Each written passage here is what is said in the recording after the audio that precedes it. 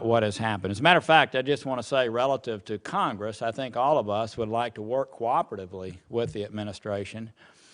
And in many ways, I think what's happened is the rhetoric around the sanctions piece is actually sort of become a red herring. It's sort of been a place where the administration can say, well, sanctions will end up keeping this deal from happening. Congress can keep saying, oh, we're trying to do something about it. And I think it avoids the topic of you, candidly, clearly laying out to us what the end state is that you're trying to negotiate. And I hope today you will clearly, I just got your testimony, I haven't seen it, just came in 5 minutes ago. I hope that you will clearly lay out what the end state is, because I think that's what so many of us are concerned about, that this interim deal becomes the permanent deal. You know, if you look at Iran, they're savvy, and they have a lot of people that are educated in our country. They understand us in many ways better than we understand them. And if you look at what they are doing and what they've done in the past, is they perfect something, and then they pause.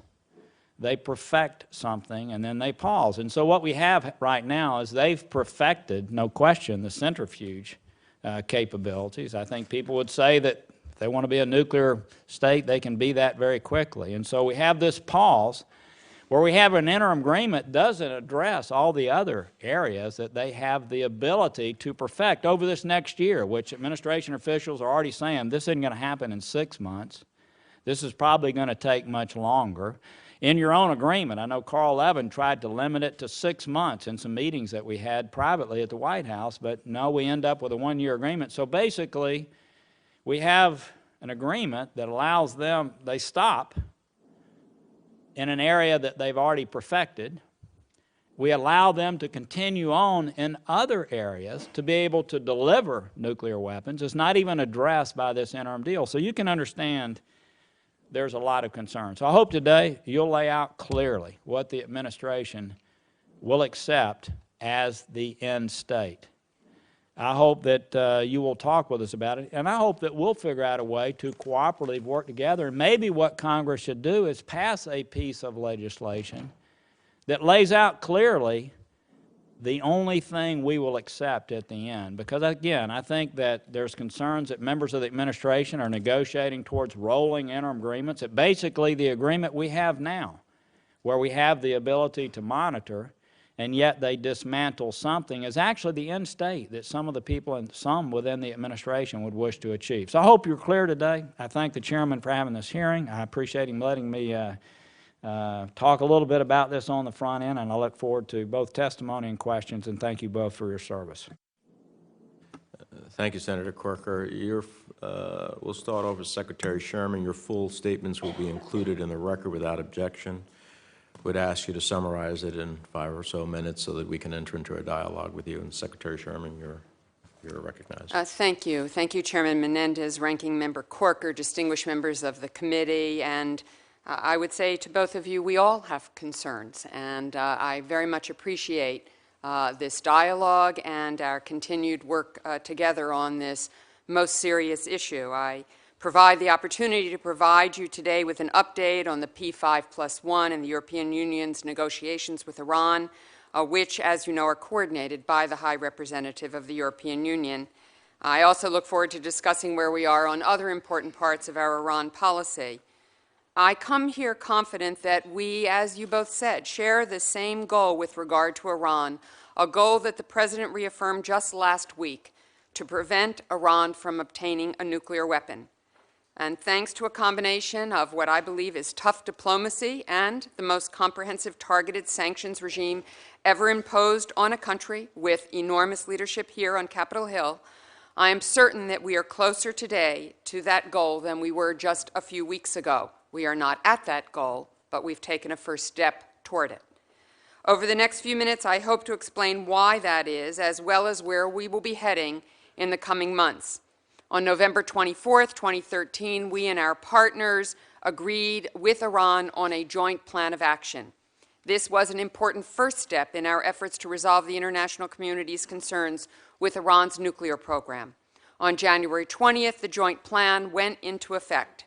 As the President noted, The implementation of the joint plan marked the first time in a decade that Iran agreed to specific actions that halt progress on its nuclear program and roll it back in key respects. Indeed, the joint plan was explicitly designed this way to create space for further negotiations over a long-term comprehensive solution. Specifically, the International Atomic Energy Agency verified on January 20th that, among other things, Iran stopped producing near 20% enriched uranium, disabled the configuration of the centrifuge cascades Iran has been using to produce it, began diluting its existing stockpile of near 20% enriched uranium, continued to convert near 20% enriched uranium at a rate consistent with past practices, had not installed additional centrifuges at the Natanz or Fordo facilities, had not installed new components at the Iraq facility. Moreover, on transparency and monitoring, the IAEA stated that Iran has begun providing some of the information required by the joint plan and is working with the IAEA on arrangements for increased access to its nuclear facilities. In order to carry out its responsibilities under the joint plan, the IAEA will roughly double the size of its inspection team and install additional monitoring equipment. The size of the team and the access afforded under the joint plan mean the international community's insight into Iran's nuclear program will be significantly enhanced. This was an important first step, and over the next 6 months, Iran has committed itself to further actions that will provide much more timely warning of a breakout at Iran's declared enrichment facilities. They also add new checks against the diversion of equipment and material for any potential covert enrichment program. You have rightfully asked why we should trust Iran to live up to these commitments. As the President said, these negotiations do not rely on trust. Any long-term deal we agree to must be based on verifiable action that convinces us and the international community that Iran is not building a nuclear bomb. As my colleague, Undersecretary Cohen, will further outline in his testimony, the United States and the EU have also taken a series of actions to implement the targeted, limited, and temporary sanctions relief we committed to as part of the joint plan. But let me be clear, the joint plan of action represents merely the first step of the comprehensive solution we seek to reach, and we seek to reach it within a 6-month time frame. In 2 weeks, the P5+1 political directors and the EU High Representative and her deputy will meet with Iran in Vienna to begin discussions on that comprehensive solution. Our goal is to reach a mutually agreed, long-term, comprehensive solution that would ensure Iran's program will be exclusively peaceful. This comprehensive solution will build on the initial steps we have already begun to take. Ultimately, the comprehensive solution would be one under which we would verifiably be assured that Iran's nuclear program is peaceful and that Iran will not acquire a nuclear weapon. So what would a solution look like, as you asked Senator Corker? Well, as the President said, we know that Iran does not need to have an underground fortified enrichment facility like Fordo in order to have a peaceful nuclear program. They do not need a heavy water reactor at Iraq in order to have a peaceful nuclear program. The JPOA also lays out basic elements of the comprehensive solution. If I may take another minute to finish. Thank you, Mr. Chairman. Among other elements, the final step of a comprehensive solution would have a specified, quite long-term duration to be agreed upon, and it would reflect the rights and obligations of parties to the Non-Proliferation Treaty and IAEA Safeguards Agreement.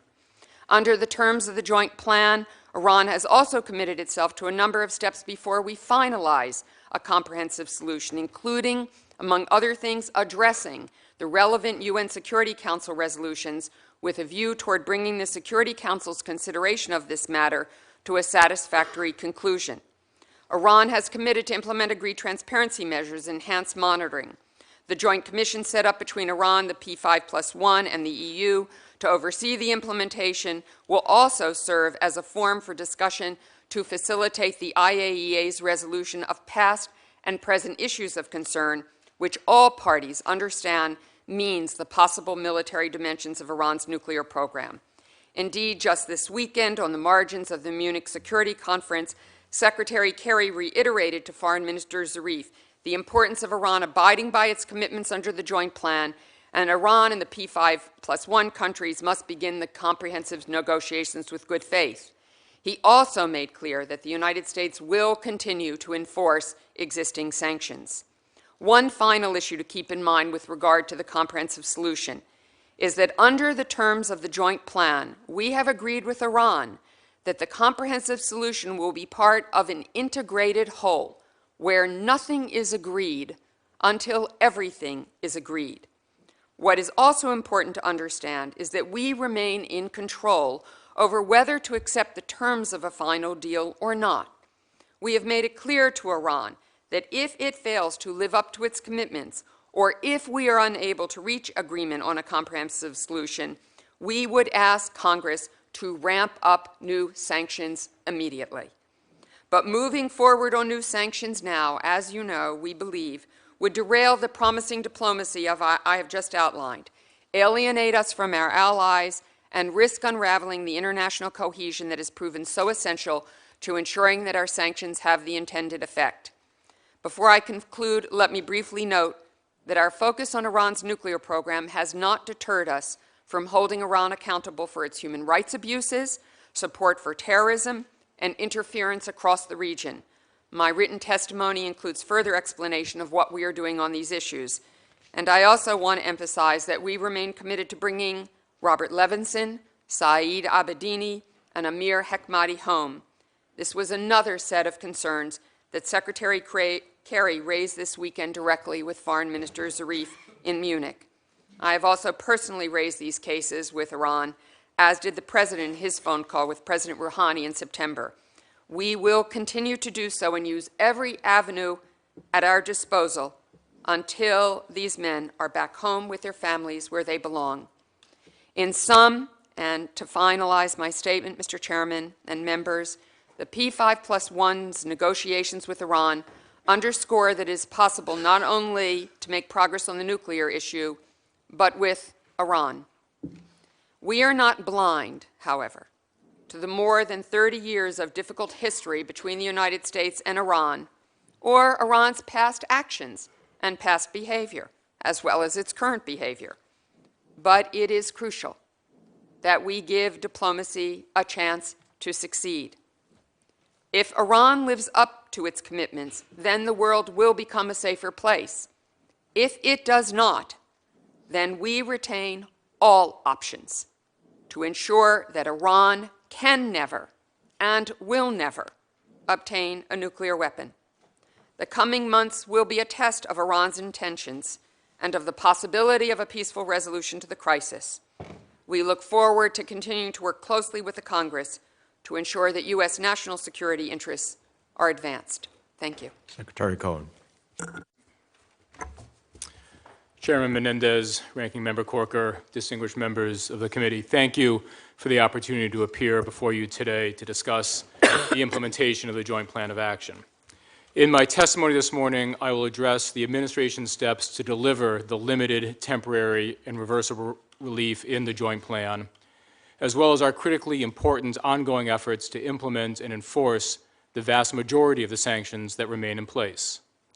The pressure on Iran from sanctions built through the collaborative efforts of Congress and the administration, along with many of our partners in the international community, was instrumental in bringing about the Joint Plan of Action. We are committed to ensuring that we maintain this same pressure on Iran throughout the 6-month term of the Joint Plan, as our negotiators explore the possibility of a long-term, comprehensive solution that verifiably ensures that Iran cannot acquire a nuclear weapon. The Joint Plan went into effect on January 20th. On that day, we issued guidance that temporarily suspended sanctions on transactions related to the export of petrochemical products from Iran, the provision of goods and services to Iran's automotive sector, and certain trade in gold and other precious metals to or from Iran. In this guidance, we made clear that transactions associated with this relief must be initiated and completed entirely during the 6-month period of the Joint Plan. That is, to avoid sanctions, full performance, from contract to delivery to payment, must begin no earlier than January 20th and end no later than July 20th. We have also paused efforts for the next 6 months to reduce further Iran's exports of crude oil to the 6 jurisdictions still purchasing from Iran, and began taking steps to allow Iran to access, in 8 installments spread over the span of 6 months, $4.2 billion of its own funds currently restricted in accounts overseas. And finally, we are working to further facilitate humanitarian transactions. Notably, all of this relief is reversible. If Iran fails to meet its commitments under the joint plan, we can revoke this limited sanctions relief and, at a minimum, reinstate the suspended sanctions. Viewed in light of the depths to which Iran's economy has sunk, the approximately $7 billion in relief offered by the joint plan will not materially improve Iran's economy. For the first time in 20 years, Iran will be in a recession for 2 consecutive years. It will continue to have limited or no access to almost $100 billion in foreign exchange holdings. Its budget deficit will remain sizable. Its currency will remain significantly devalued, and its inflation rate significantly elevated. Over the 6-month duration of the joint plan, Iran's struggling economy will continue to be buffeted by sanctions, as the core sanctions architecture remains firmly in place. We are continuing to implement and enforce our oil sanctions, which have driven down Iran's oil exports by more than 60% over the last 2 years. Our financial sanctions, which have locked up much of Iran's overseas assets. Our banking sanctions, which have largely cut off the Iranian banking sector from the international financial system.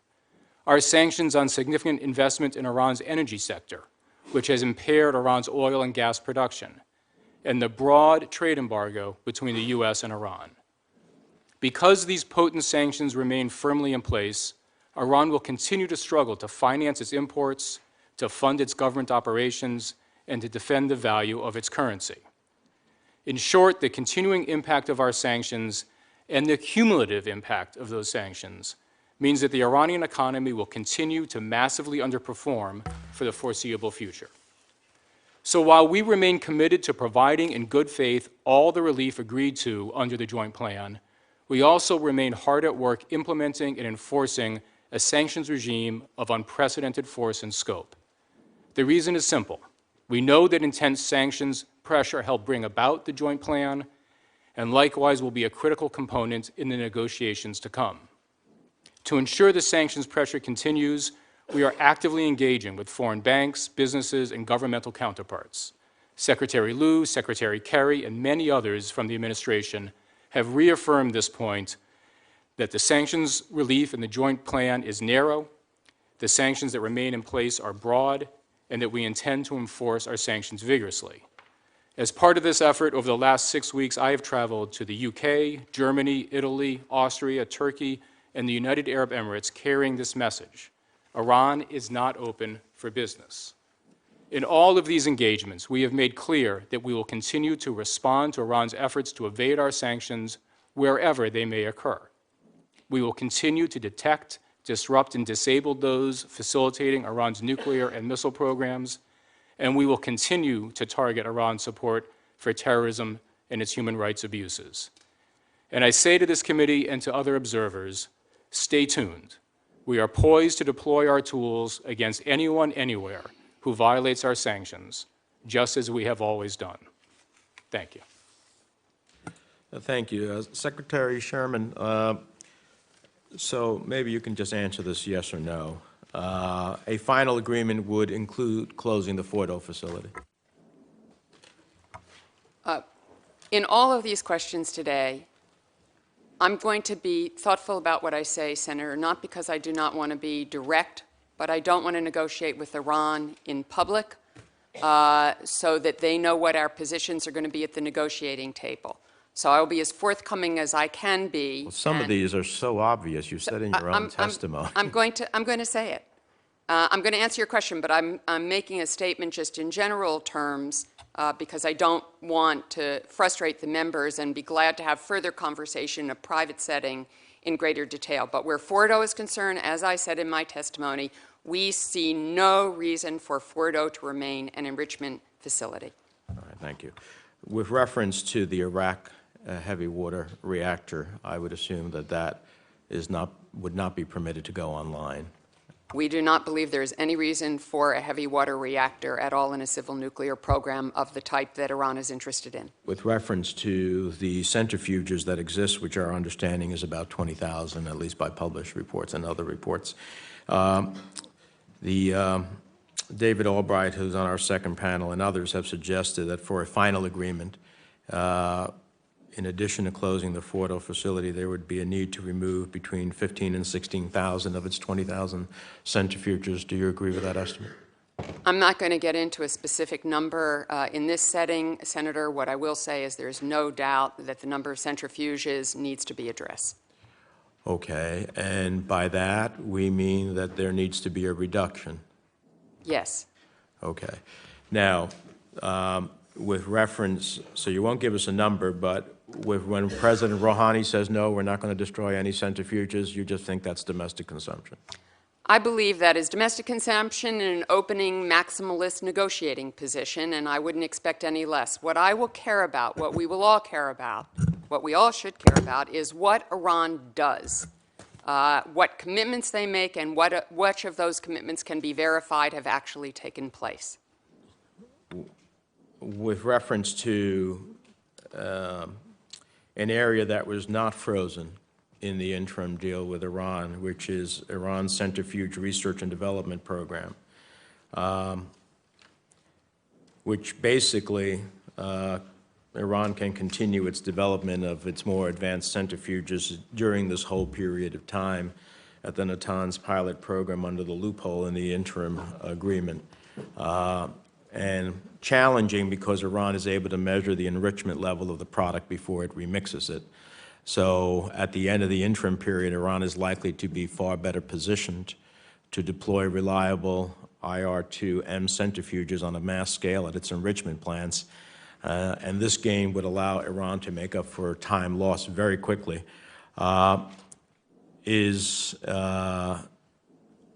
Significantly or dramatically drawing back on their research and development plans on centrifuges a critical element of a final agreement? No doubt there'll be very difficult discussions around R&D because of its significance, but I would say one thing, Senator. In fact, Mr. Chairman, their R&D program was frozen where centrifuge development is concerned in a couple of important ways in the joint plan. First of all, they cannot work on any advanced centrifuges that are not listed in the November 14th IAEA report. That is really the baseline for any continued work. So it was frozen at the November 14th setting.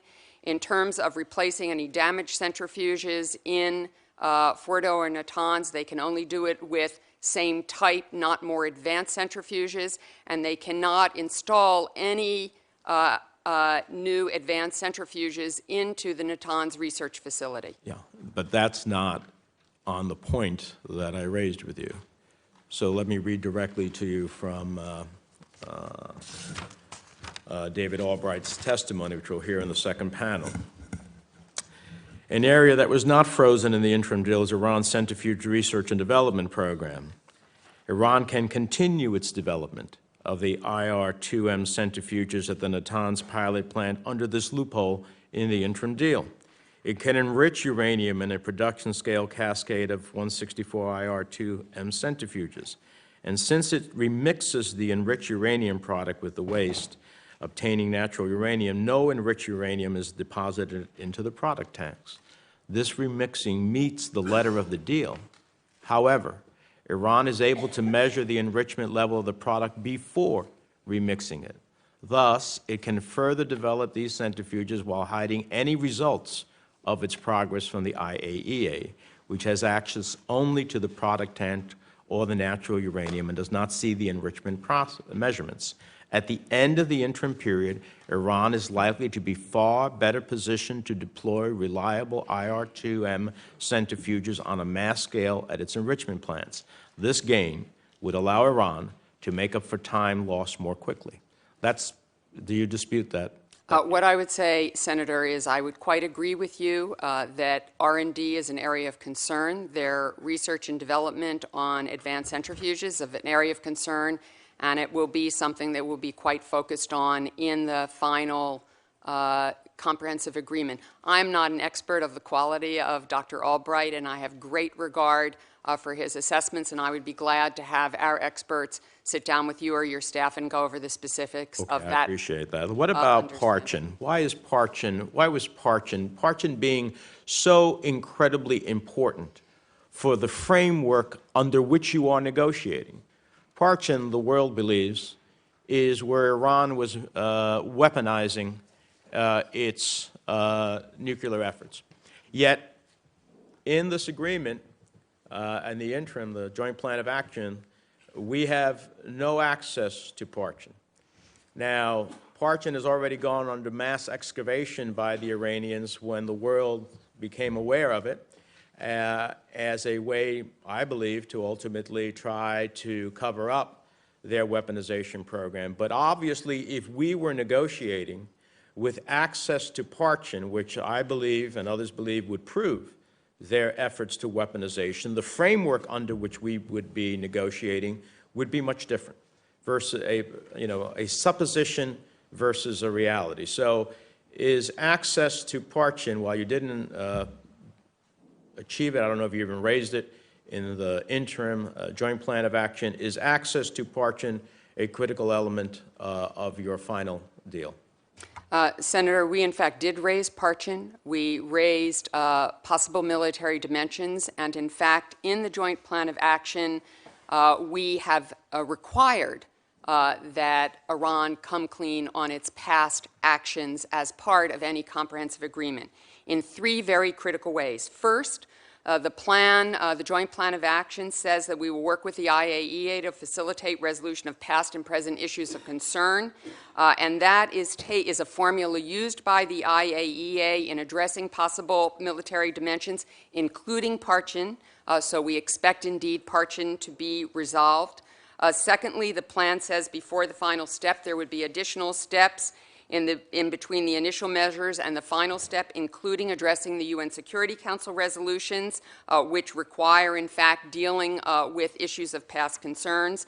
And third, all the sanctions on over 600 individuals and entities targeted for supporting Iran's nuclear and ballistic missile program will remain in effect until those concerns are addressed. So to summarize, yes, we've raised it. And second, they must be resolved. They rejected any access to Parchin. They have not rejected it. It is yet in the interim, in your Joint Plan of Action, they rejected during this period of time access to it. No, they have not rejected it. They know it has to be addressed, I hope it is addressed within the 6 months while we are addressing the comprehensive agreement. And as you know, the IAEA will be meeting with Iran on February 8th, and these specific issues of their possible military dimensions are very key and central to the agenda.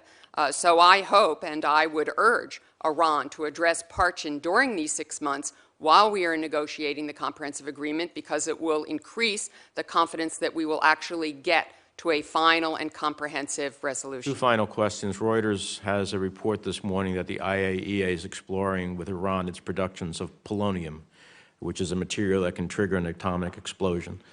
Is this a new development, or is this something that you raised with the Iranians during your interim negotiations? I'm not aware of that Reuters report, so I'd have to take a look at it, I'd ask you Senator. to respond to the committee, look at the report, Sure. respond to the committee. One final question to. for you, Secretary Cohen. All of the sanctions that I've offered with Senator Kirk and members have supported, they always have to have at least a 6-month period of time in order to give countries and companies the notice required and the time for you to do the regulations necessary to proceed them. Is that a fair statement? I assume so, Senator. I haven't. Well, you're enforcing them, and you've had to pursue them. Have you had less than 6 months to be able to pursue any of the sanctions that we've passed? Senator, I, sitting here right now, don't recall every piece of legislation, whether any of them were immediately effective or there was a phase-in for all of them. We have, of course, implemented the sanctions that Congress passes as promptly as possible. Well, I think it's pretty well if one can take judicial notice of the legislation. The legislation that became law always had a very long lead time, and then after that you went to work to try to pursue it. And the problem is to suggest that we can quickly pass sanctions is to not recognize that when we pass sanctions, there are 6 months from the date of signing before it ever goes into effect, and then after that, there's the whole period of time for you actually to pursue enforcement. So in reality, the only effect that we have is over time. When the Iranians, based upon testimony that has been received and will be received today, are looking at 6 to 8 weeks or 2 months or so of their potential breakout period if a deal doesn't come through, sanctions will, to enforce sanctions then will be far beyond the scope of the window and will not be a calculus for them. And so that is part of the problem with suggesting that, yes, we can pass sanctions at any time. It's not simply about passing sanctions. It's about the time frame necessary to have them be effective and ultimately to take effect. And that is way beyond the window. Senator Corker.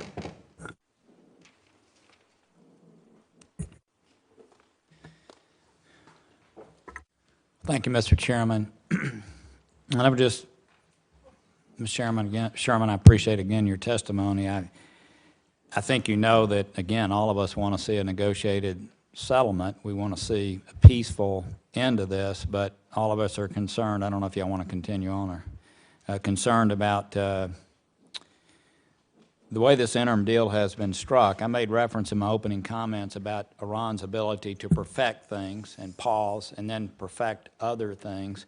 I'm just curious, why did y'all not, in this agreement, in any way address the delivery mechanisms, the militarizing of nuclear arms? Why was that left off? Since they've reached a threshold that everyone acknowledges they can build a bomb, we know that, they know that. They have advanced centrifuges. We have a major loophole in the research and development area that everyone acknowledges, and yet we are going to allow them over this next year to continue to perfect the other piece of this, which is the delivery mechanism. Why did we do that? Senator, first of all, and I should have said this when the chairman asked the question, you know, we see this as a first step, so we don't consider the gaps that exist loopholes because this is not a final agreement. This is a first step. Catherine Ashton has said that it would take a year. She said it takes 6 months just to write up technical documents to begin discussing. She's one of your full partners, I know. So we probably have a period longer than 6 months where they can continue on. I mean, again, I just don't understand why an interim deal would not address them stopping the perfecting of those things that allow what they've already perfected to be delivered. I would say a couple of things. First of all, the Joint Plan of Action does address the fact that their ballistic missiles that could be used as a delivery mechanism for nuclear weapons must be addressed as part of a comprehensive solution because it is part of the UN Security Council resolutions. So it is true that in these first 6 months, we have not shut down all of their production of any ballistic missile that could have anything to do with delivery of a nuclear weapon, but that is indeed going to be part of something that has to be addressed as part of a comprehensive agreement. Secondly, I would say to you, Senator, that if we are successful in assuring ourselves and the world community that Iran cannot obtain a nuclear weapon, then them not having a nuclear weapon makes delivery systems almost, not entirely, but almost irrelevant. Well, so let me ask you this question. I think most neutral observers would state that all we've really done, since they are not dismantling, as you know, both their president and foreign minister has made real clear, they're not dismantling. So in essence, what you've done in this interim deal is you've given us 30 days additional time for breakout, 30 days. And yet they've got a year to probably longer, candidly, to develop these delivery mechanisms. Now, I will say, I mean, some people may debate about what their enrichment is for. I don't think many people on this committee think that what they've been doing is solely for civil purposes. But there's no debate on delivery mechanisms. And I'm just curious, why would you negotiate a deal that allows that to continue? I don't get it. Why would you say that would be a part of the next deal since they've already perfected the first part? It seems to me that being able to deliver it is an important aspect, but apparently not so in your case. Well, Senator, you and I disagree about the conclusion of the Joint Plan of Action. We believe that it has set out a framework for a comprehensive agreement to ensure that Iran does not obtain a nuclear weapon. We are not to that comprehensive solution yet. We agreed on a 6-month program that freezes where they are and rolls back their program in significant ways to obtain that nuclear weapon. And in return, we have given very limited, temporary, and targeted sanctions relief. Quite frankly, if we could have negotiated a comprehensive agreement, which you would prefer and many people would prefer, we would have done it. Yeah. But quite frankly, that was impossible to do in a short period of time. And had we, in fact, tried to negotiate a comprehensive agreement that would have dealt with everything that is of concern to all of us, they would have used that time to march forward much more rapidly in their ability to both develop a nuclear weapon and to develop the delivery system for that nuclear weapon. Yeah, so this is not perfect, but this does freeze and roll back their program in significant ways and give us time on the clock to, in fact, negotiate that comprehensive agreement. And as you yourself said, we can discuss what the breakout times are in a classified setting. It has added, relative to where we were, some time on that clock as well. Sometime. If I could ask just 2 more questions. I know this is a topic we all care about. Mr. Cohen, since this negotiation has begun, do you agree that Iran's inflation rate is way down, that their currency is way up, and that economic projections within the country are way up, and that there are people from all over the world who are clamoring to do business with Iran? I know you've traveled around the world talking to folks about what might happen to them, but is there any question that just the discussions have hugely uplifted the Iranian economy? Is that correct? Well, Senator, I think what we have seen in terms of the metrics in Iran's economy is that there was an uptick sort of immediately after the election of President Rouhani in June. And so the value of the rial has increased somewhat since the election of President Rouhani. Inflation has come down since his election. There has been essentially no change at all in either the inflation rate or the value of the rial since the Joint Plan of Action was agreed to in November. But everybody knew those discussions were underway. Do you understand why there's a concern here that we're alleviating sanctions? Y'all say $7 billion. I think no rational person believes that that's the only effect, because in a market there are expectations. I mean, that's why the Fed, buys securities and gives, it's expectations. And so people are expecting, and you can understand why the chairman would be concerned, that what's going to happen is, at a minimum, a series of rolling interim deals. And I think there are many of us rightly concerned that at a point, especially if it takes as long as Catherine Ashton is saying, a minimum of a year, at a point we lose all leverage, if you will, to really do this. Some people have even said, well, what we really ought to do is pass a resolution on the Senate floor that says if we don't come to a resolution, there's a trade embargo or something that's much stronger, not binding, but indicates that we will do something. Do you understand why we have those concerns, and do you have a way of Congress addressing those in an appropriate way since we put the sanctions in place in the first place? I certainly understand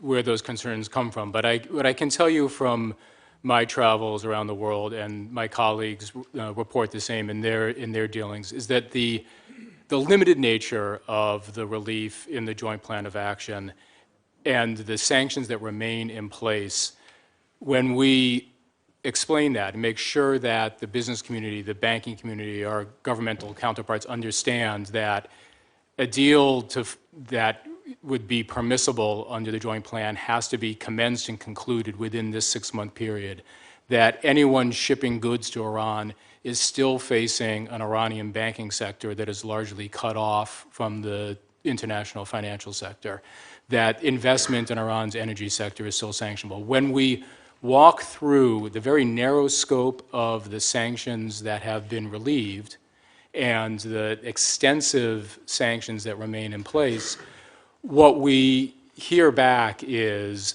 that there is interest down the road, potentially if there's a comprehensive deal and substantial sanctions relief in the Iranian market.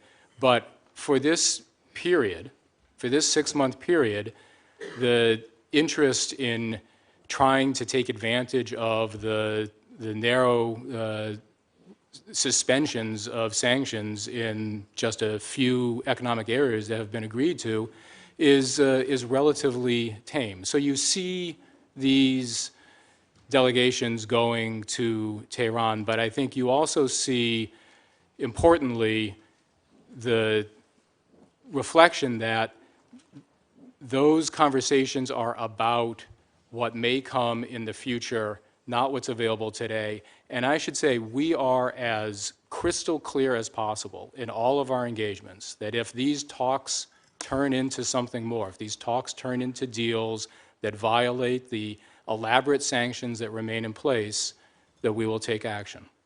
Senator Coons. Thank you, Chairman Menendez, for chairing this hearing, and I'd like to thank Undersecretaries Sherman and Cohen for your work and for appearing before the committee.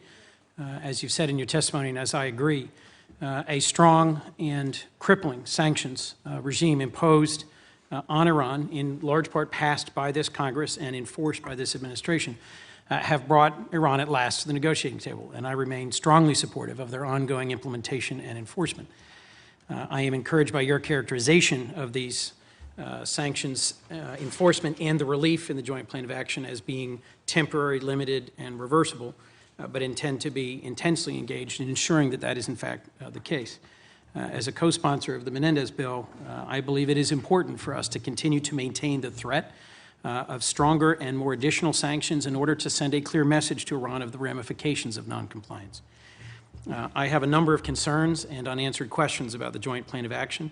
I'll just reiterate, I share, I think, the goal of literally everyone on this committee and the administration of reaching an agreement that verifiably and irrefutably denies Iran the capability to acquire nuclear weapons capability.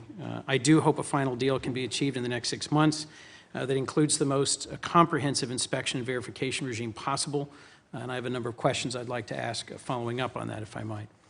First, as to the IAEA, I sent a letter to the President along with several other senators, Mikulski, Warner, Gillibrand, Markey, asking a number of questions, and in particular focusing on what the administration will need from Congress in the way of financial support, what the actions will be with the IAEA, and pressing on whether there's any progress in terms of establishing a field office, the scope and reach of the inspections, and what kinds of capability, staffing, and funding it may require so that we can have some certainty about these allegedly novel inspection regimes. We have very disconcerting previous examples in other countries where inspections failed to uncover clandestine actions, as has previously been the case in Iran. So I'd be interested, Undersecretary Sherman, first on when am I going to get an answer to my letter, and what can we be doing to work with you in strengthening the IAEA in their inspections?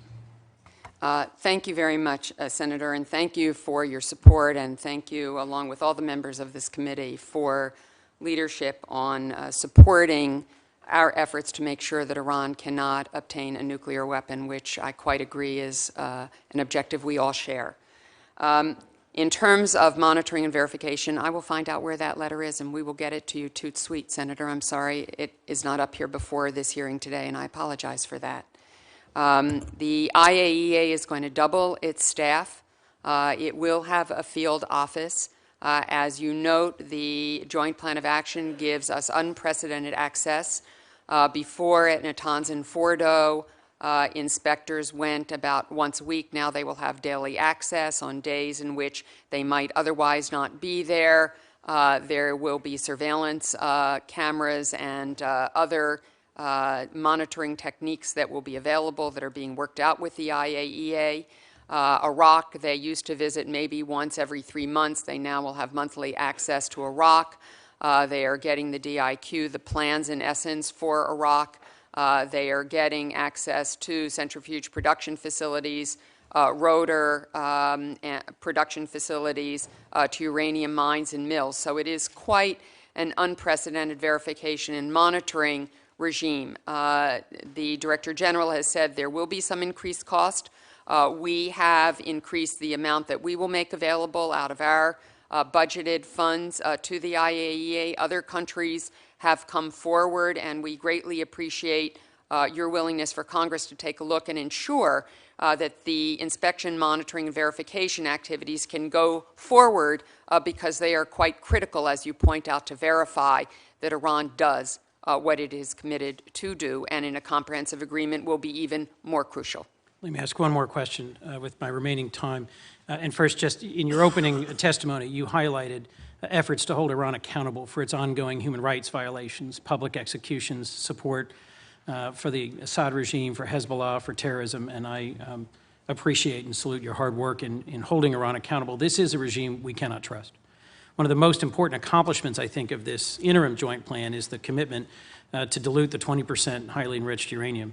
And apparently Tehran will take these steps when it has completed necessary facilities improvements and a conversion line. When is this scheduled to be completed, and what steps are being taken to ensure the Iranians are not dragging their feet or are not using this as a way to covertly enrich in some other vehicle and in some other location? A couple of comments. First, on human rights, we completely agree with you, and in the coming weeks, the human rights report will come out, and we will detail as clearly as we possibly can how we view Iran's human rights abuses, which you have decidedly and rightly pointed out are of grave concern to us. In terms of the dilution and conversion, both on the 20% and ensuring that the 5% stockpile does not get larger than the amount agreed to by the end of this 6-month period. The IAEA will be monitoring all of these actions. And on the dilution, the conversion will take all 6 months to accomplish because the technology only allows it to move that quickly. But the IAEA will provide a report on a monthly basis of all monitoring and verification activities that they will share with the Joint Commission. And we will be glad to come up and brief the Hill in classified session about those monthly reports. And so that will be one way that we will verify it. The second is that on the dilution, 2 of the payments of repatriated frozen funds are tied to the dilution schedule, the first on March 1st, the second on April 15th. So Iran will not get the funds unless the dilution is completed on the schedule agreed to. Thank you. I very much look forward to those classified briefings and to an answer to my letter. Thank you, Undersecretary. Senator Risch. Thank you, Mr. Chairman. Ms. Sherman, your thank you to Senator Coons implied, I think, when you said you thanked us for supporting the this committee for supporting the efforts of the administration in this regard. Don't put me in that column. I don't want to be thanked because I do not support what has been done. I think this thing's a disaster. I think I was stunned when I saw what the agreement was. I've been disgusted as we've gone forward, and I hope you will prove me dead wrong, but I don't think I will, given the history of these people. But in any event, I want to focus on just a couple of aspects. Number one, Pastor Saeed Abedini is a constituent of mine. He is held in jail in Iran. His only crime is being a Christian. You know, last week I see where we showered the Iranians with, $500 million? Why can't we get this guy out of jail? You said that Secretary Kerry had a conversation with the foreign minister, Zarif, this weekend at the meeting in Munich. Can you tell us what the substance of that conversation was? Certainly, Senator. First of all, we completely agree with you. Saeed Abedini, Amir Hekmati, and Robert Levinson should all be home with their families. And nothing I can say today, because they are not yet home, will be satisfactory to you or to their families, and I would agree with them and agree with you in that regard. Secretary Kerry raised these situations with the foreign minister, insisted that these be addressed as quickly as possible, that there was no basis for any of the 3 of them to be held. And indeed, we are doing whatever we can in whatever channel we can to bring them home as quickly as possible. Well, Ms. Sherman, you know, that's not good enough. Those are just words. Somebody needs to look these people in the eye and tell them they're not getting another penny and they're not getting anything until they do a very simple act of letting 3 absolutely innocent Americans go free. I hope you'll convey that to the foreign minister, and I would hope Secretary Kerry would convey that to the foreign minister. This is absolutely outrageous for everything we've given to the Iranians and them still to hold this. I mean, this is absolute nonsense. Let me change horses here for just a second. I keep reading in the media about now that the sanctions have been relaxed, and this has been something that's been a concern of mine from the beginning, that now that they've been relaxed, our partners, most if not all of whom were unwilling partners, are now flooding in there with business people, the French, the Italian, the Irish, the Canadians. You got political people, you got business people flooding in there, ready to do business, going back to business as usual with the Iranians. Whose job is it going to be to put the genie back in the bottle when this thing fails? Who's going to do this? Oh, let me make one comment and then turn it to Undersecretary Cohen. Couple of things. As the Undersecretary said, every single key member of our administration talks with every country with whom we meet about enforcing and keeping these sanctions in place and on board. And indeed, I believe, based on the conversations I've had with many, including the French, and Secretary Kerry has talked directly to Foreign Minister Fabius about the trade delegation that went. It was a private business delegation. It wasn't a government delegation, about how this is not helpful in this regard to ensure that, in fact, it is not business as usual. As Undersecretary Cohen said, Tehran is not open for business because our sanctions relief is quite temporary, quite limited, and quite targeted. That, in fact, most of these delegations that are going, because we talk to them all, we tell them what are the limits of what they can do, that we will, in fact, go after them, that we will sanction them. Doesn't matter whether the countries are friend or foe. If they evade our sanctions, we will sanction them. We have all delivered that message, not just Treasury, but every department in our administration in the executive branch, that indeed most of these delegations appear to be going to get themselves in line for the day that, in fact, a comprehensive agreement is reached, if it is reached. And we have told them all that they are putting their reputations, themselves, and their business enterprises at risk if they jump the gun.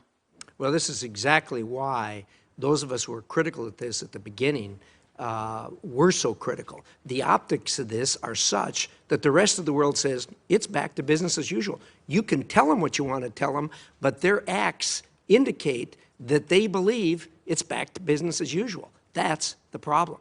Mr. Cohen. I completely agree with Undersecretary Sherman in terms of how we have been making certain that our partners around the world understand that whatever interest they may have in the Iranian market someday, that is not the market today. That what's available today in this joint plan of action is extraordinarily narrow. It's limited, as I said, to petrochemical exports, to sale of goods to the auto sector, and some trade in precious metals, but even that is substantially constrained. There's very limited economic potential today in the Iranian business sector. That's the point that we make over and over again in these engagements. That point, I believe, is getting through. We have not seen deals being done, but even more importantly, what we have been absolutely clear about is that we will continue to enforce our sanctions. In the implementation agreement on the joint plan of action, explicitly recognizes that we have the right and that we will fully enforce existing sanctions. And I think that message is one that we have communicated over the years and more recently in a pretty credible fashion. Well, I understand that that's the message you're giving them, but it sure doesn't look like they believe it, because they are acting entirely differently than what the message that you're giving them. Thank you, Mr. Chairman. My time's up. Thank you. Senator Murphy. Thank you, Mr. Chairman. Thank you both for being here today. I want to frankly associate myself with the opening comments of Senator Coons. It has been the robust pursuit of sanctions by this administration that has led us to a point today in which we have an opportunity, a chance to achieve a peaceful resolution to this crisis. Undersecretary Sherman, as you know, I was in Munich this weekend, sat on a panel with Foreign Minister Zarif, and he made the laughable contention that Iran was at the table today for reasons having nothing to do with the sanctions policy. That being said, though no one in the audience believed it, there was a discussion there about the different trade missions, mainly of a private nature, that have gone to Tehran. And Secretary Kerry was there pushing hard, as you mentioned, back on our partners to make sure that those were simply missions connected to potential future activities rather than undermining of these existing sanctions. And let me give you just my impression, and you tell me if I'm wrong. The fact that there are groups going to Tehran or thinking about their potential future opportunities seems to me to have nothing to do with the interim agreement.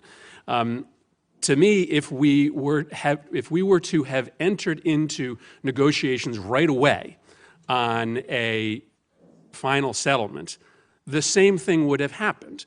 Once there was a window into potential normalized trade relations with Iran, there are going to be private entities that are going to start having those discussions. And so the idea that there are some conversations happening about future trade opportunities seems to be a consequence of a negotiation beginning whether or not there's an interim trade agreement in place. And I just want to, from both of you, understand if that's your impression.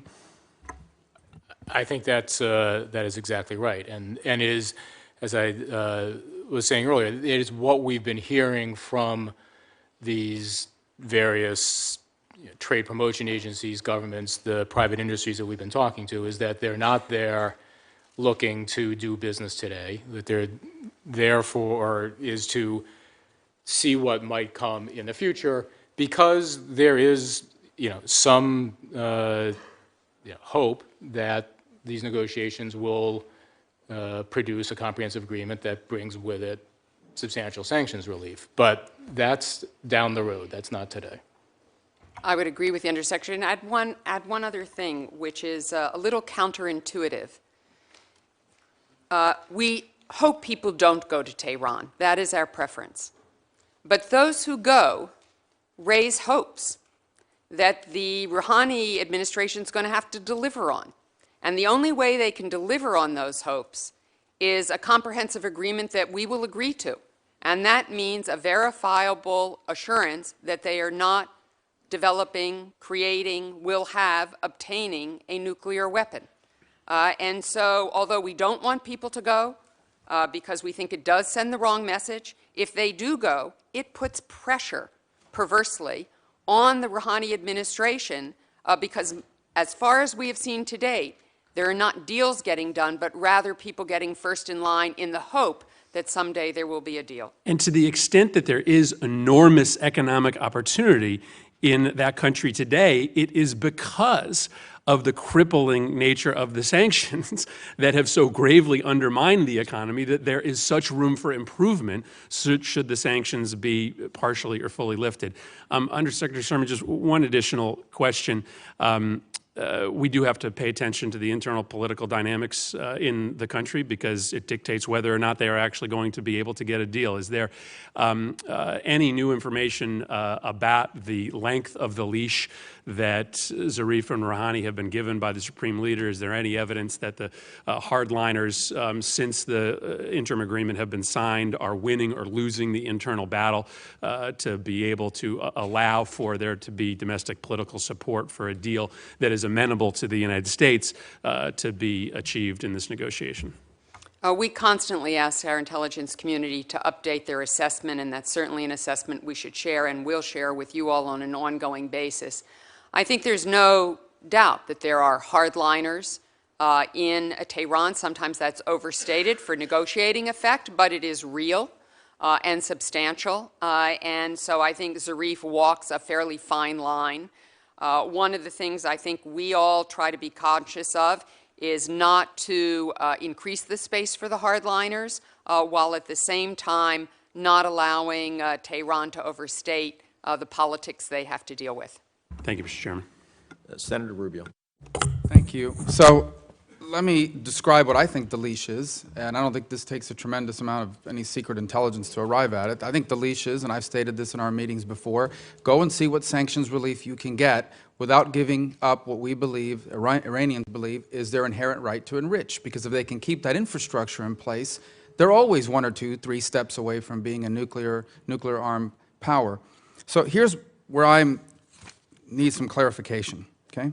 According to the administration, we have not, as part of this joint plan of action, have not recognized a right to enrich for the Iranian government, nor do we intend to. The document does not say anything about recognizing a right to enrich uranium.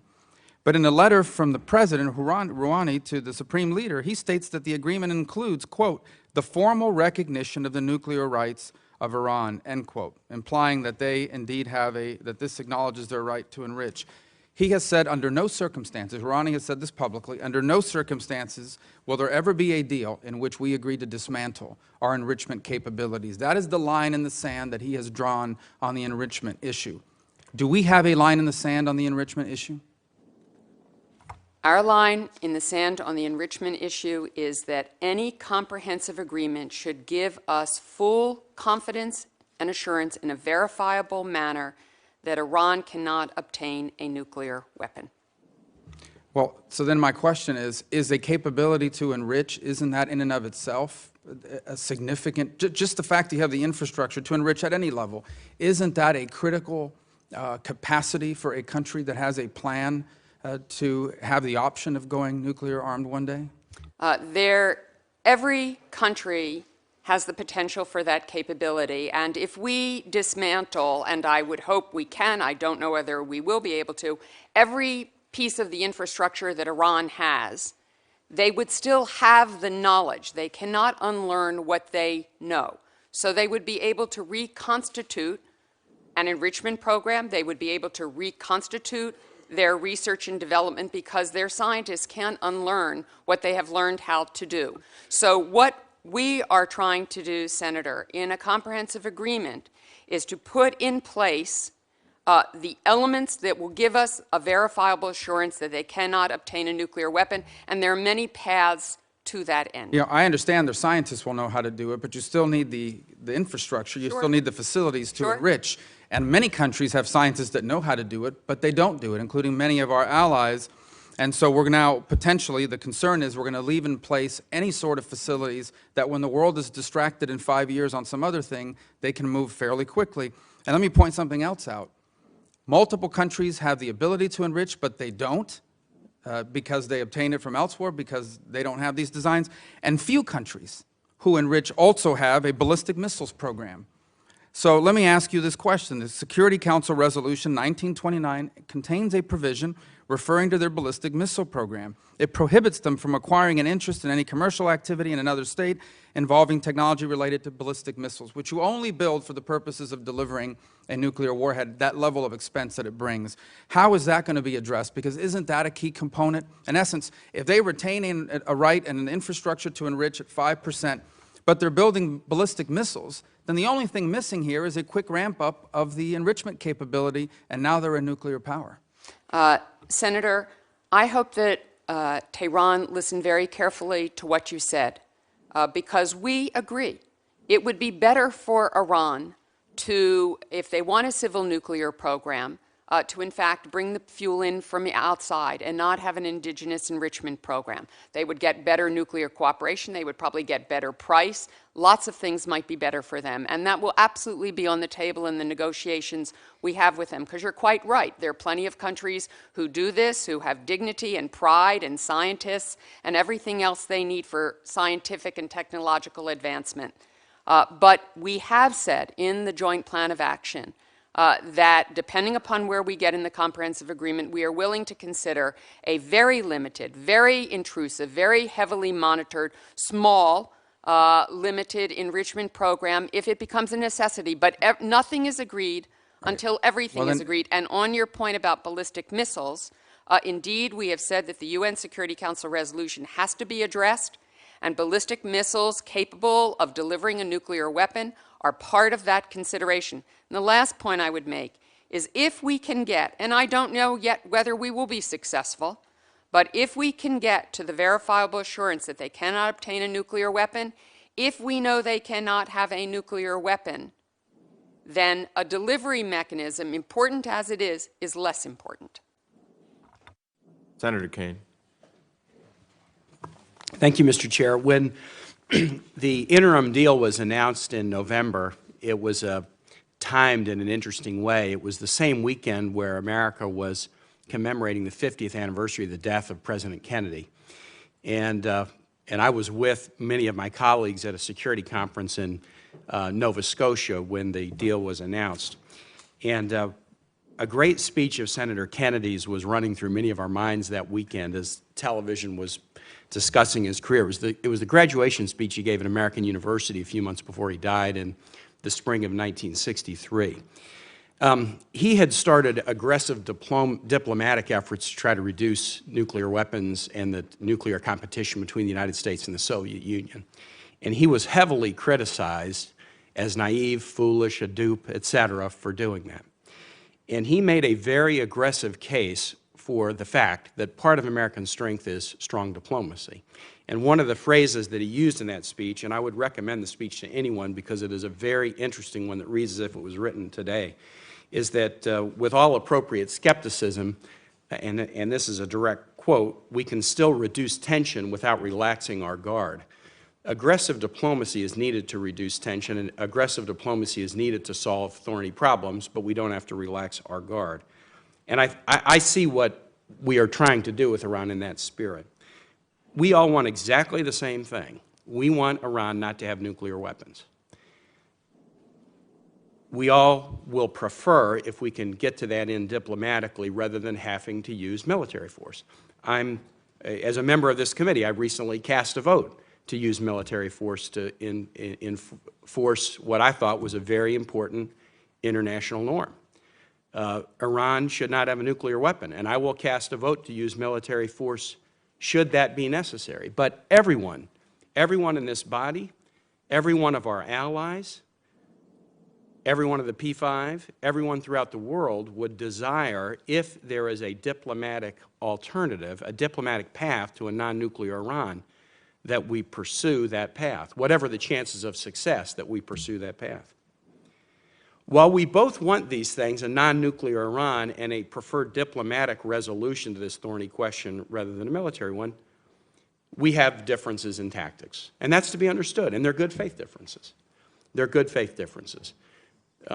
We're debating about a current piece of legislation, and some in this body support it and some don't, in terms of the timing. Those who support it are not pro-war. Those who oppose it are not soft on Iran or anti-Israel.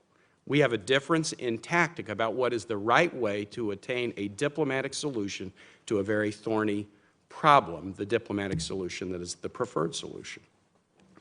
I'm very clear-eyed about the Iranian threat, not only the nuclear threat and not only the history of past events, but current events. Human rights violations have been mentioned, and a history of and current practices that are bellicose and destabilizing of other governments in the region and beyond.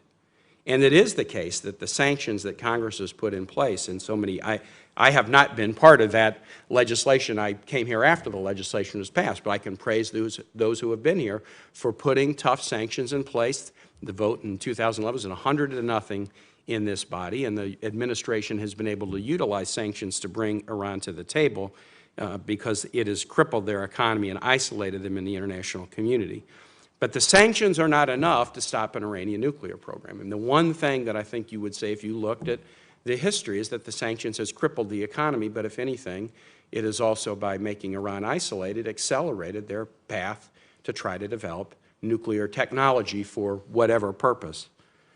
And so if we're going to stop that nuclear program and that quest for nuclear weapons, we have to either do it diplomatically or do it militarily. I support the sanctions, and I'll easily and gladly vote for more if we cannot find an agreement. And I have some ideas about additional ones I want to raise either with this panel or the second one. But I do think that this joint plan of action and the diplomatic efforts of the administration give us an historic opportunity that we can't afford to put a crosswind into the middle of. The joint plan of action and the interim agreement, in my view, from analyzing it and reading analysis done by many who are much smarter about me on this, slows and even reverses aspects, not all aspects, but critical aspects of the Iranian nuclear program, which sanctions alone has not been able to do. And it also provides this country and our partners and all of our allies and the entire world a better early warning system about whether Iran is cheating. We get more time in the clock and a better early warning system because of this deal. We have to give diplomacy a chance. We have to. I think aggressive diplomacy has been an under-exercised American muscle in the last 15 years. We have to return to the kind of aggressive diplomacy that the nation embraced when President Roosevelt, Teddy Roosevelt, brokered the end of the Russo-Japanese War, won a Nobel Peace Prize for doing so. Since that time, our strength has been measured not just by our military strength, not just by our economic strength, but the strength of our moral example and the strength of our diplomatic effort. And we can be appropriately skeptical. The President has been very candid in talking to all of us that it's maybe 50-50 or whether we will find a deal that we would think would be sufficient. And if we don't, of course, there will be greater sanctions that we will put in place and that we'll support. But we've got to give diplomacy a chance, not only in this instance, but we've got to return to the tradition of aggressive American diplomacy that has been one of the very core elements of our power in the world. It has been under-exercised, and I'm glad to see we're getting back to it. And last thing I'll say, just quickly, if there may be a day when this deal doesn't work that we do have to contemplate military action to stop Iran from getting a nuclear weapon. I don't think it's that hard to contemplate that we might be at that day at some point in the future.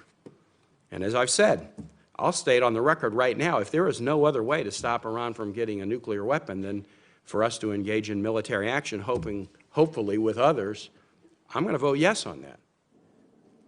But in order for us to vote yes on that, we have got to be able to look our allies and our citizens, and especially the men and women that we would ask to fight that battle, we would have to be able to look them in the eye and tell them that we had exhausted every diplomatic effort prior to undertaking that significant step. We may have to undertake that significant step, but we shouldn't do it if we leave diplomatic avenues unexplored.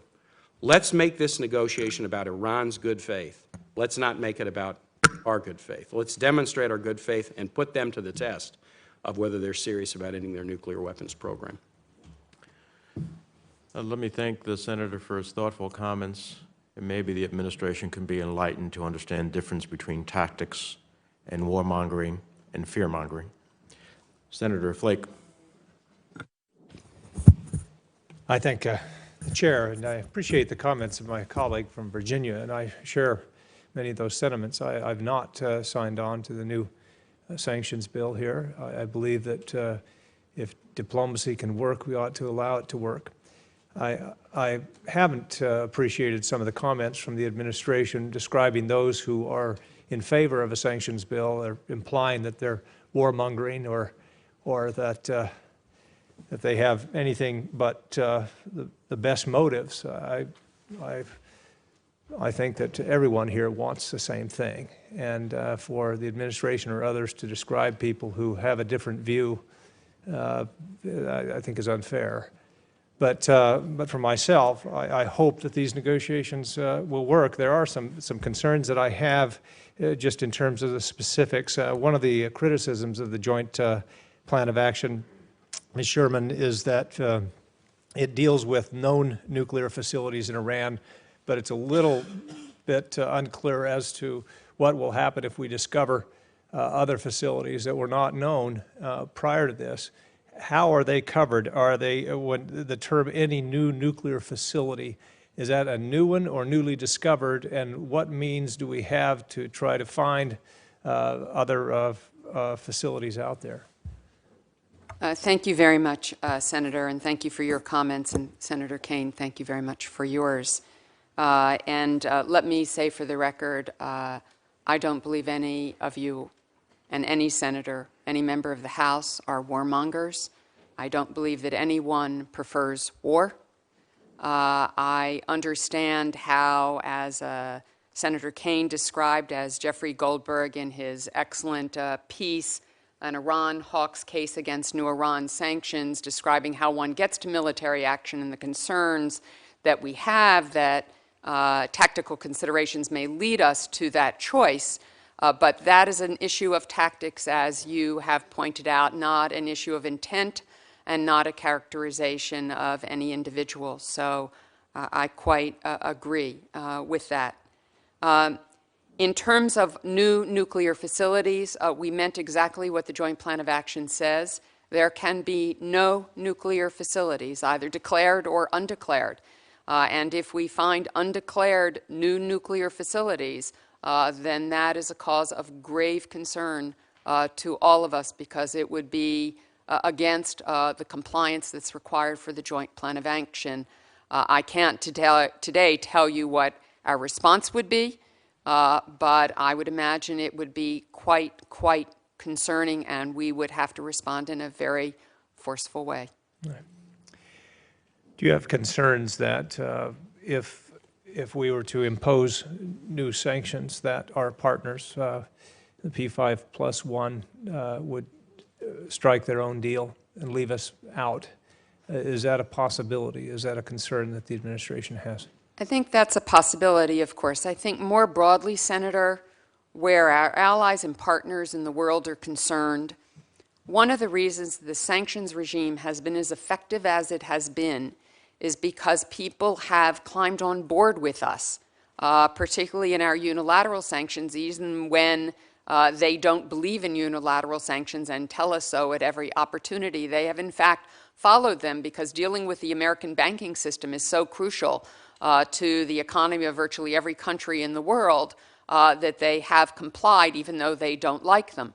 And so if we, in fact, don't give negotiations a chance, they have less of an incentive to stay on board with that sanctions regime, and we could unwittingly create a rupture in that sanctions enforcement and sanctions regime, which is crucial to the kind of aggressive diplomacy that Senator Kaine was outlining. Well, thank you. That's always been my feeling.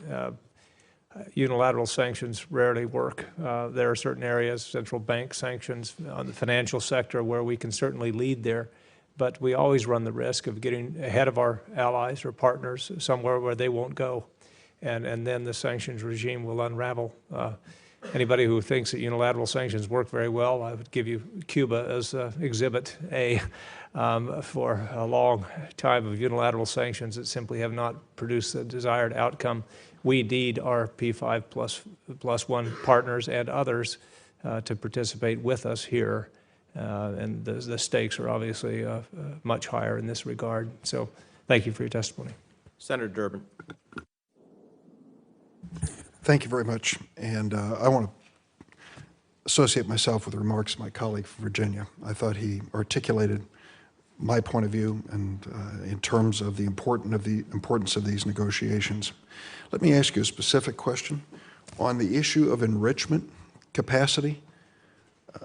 It appears, at least at the outset, there is a divergent point of view in terms of whether or not Iran can retain enrichment capacity at the end of a successful negotiation process. Any enrichment capacity, not at weapons grade level, but any enrichment capacity. Would you address that? Sure, Senator. There is no question it would be far preferable if Iran did not have an indigenous enrichment capability. And by they will always have a capability because, as I said earlier, they can't unlearn what they know. But in terms of actually having a program, it would be preferable if they got any fuel that they needed from outside sources, bought it on the open market, had international cooperation, international consortia. These would always be preferable routes to go. But it may be that at the end of a comprehensive agreement, we have allowed for consideration of a very small, limited enrichment program to meet practical needs that would be highly monitored, highly verified, with intrusive inspections over a very long duration of time, as potentially as part of a comprehensive agreement. But what is very critical in the joint plan of action is nothing is agreed to until everything is agreed to. So there is no prospect that Iran could even have such a small, limited, and highly monitored program without us agreeing to all of that verification, monitoring, and all of the other aspects that would be necessary for a comprehensive agreement, including addressing the UN Security Council resolution. So we have a long way to go here. Going back to Ronald Reagan's famous trust but verify, the verification process here involves IEAE inspectors, now currently on the ground. And I believe you testified before I arrived that the reports coming back are at least encouraging in terms of their access. Can you elaborate on that a bit? There are those who say there are things going on they'll never be able to see and they'll never be told about. And those things could be the most dangerous and threatening. There will be no way, even with military action, to ensure that we know everything that there might be to know. That is true in any country, both with IAEA inspectors, our national technical means, and other ways.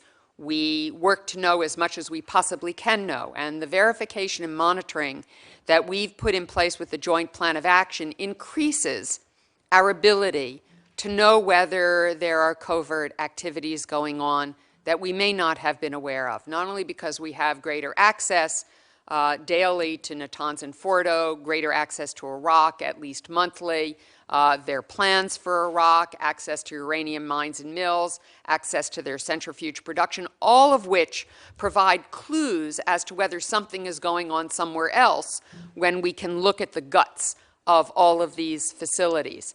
So I think we have greatly increased our ability to know if there's something that is covert that is going on, but I'm not going to kid this panel, this committee, or the world to know that there is any way ever that any country can give you 100% guarantee that we know everything.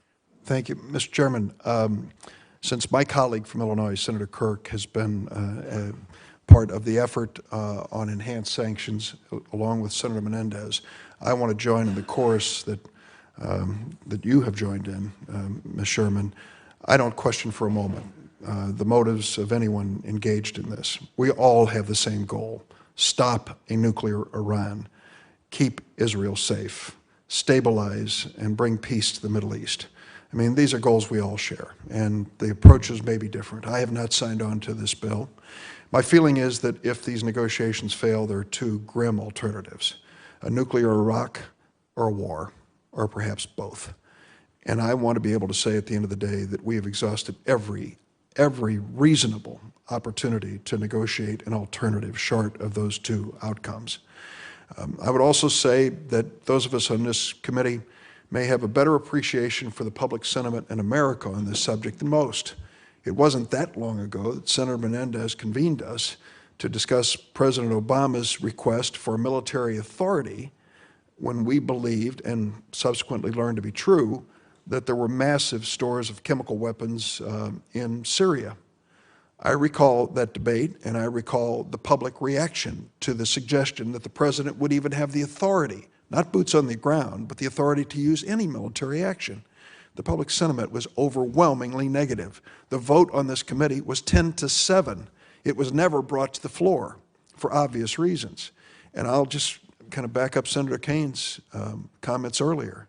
If we believe, God forbid, that we're going to reach some awful alternatives in the future and want the American people to stand by us or even listen to us, we have to convince them that we've exhausted every available, reasonable opportunity to avoid conflict and avoid war. And I think that's why many of us believe we should give these negotiations an opportunity, even with the President's admonition that it's a long shot, or at least a 50-50 shot of success. I thank you for your work. Thanks, Mr. Chairman. Let me thank the Senator for his remarks, and just a comment on the Syria vote, which I think was one of the finest moments of the committee.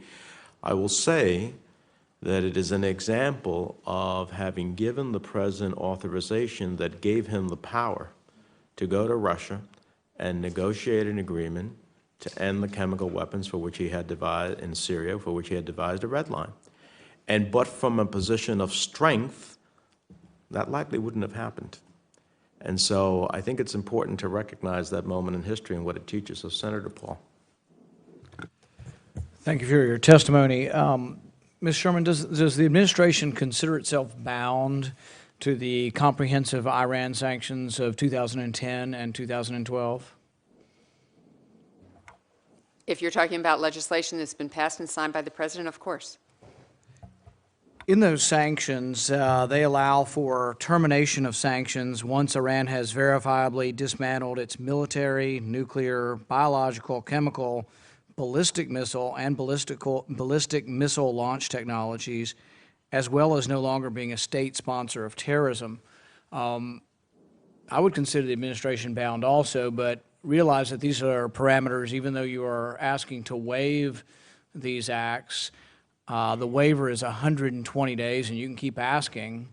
But I would expect, though, that and would hope that that's not going to be the conclusion, that you just keep asking to waive these sanctions and do whatever you want, and that you're working, I'm all for negotiation, but you're working on negotiation within the parameters of legislation that's been passed.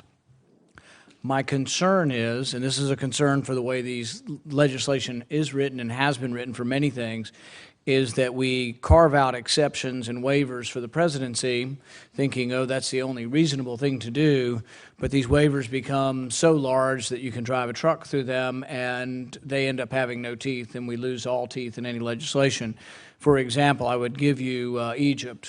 You know, we said, well, we're not going to give them aid unless they're a democracy. Well, it turns out they're not very close to a democracy, but the administration stamps them as a democracy. And this happened before the coup when it wasn't much of a democracy, and it's not much of a democracy now.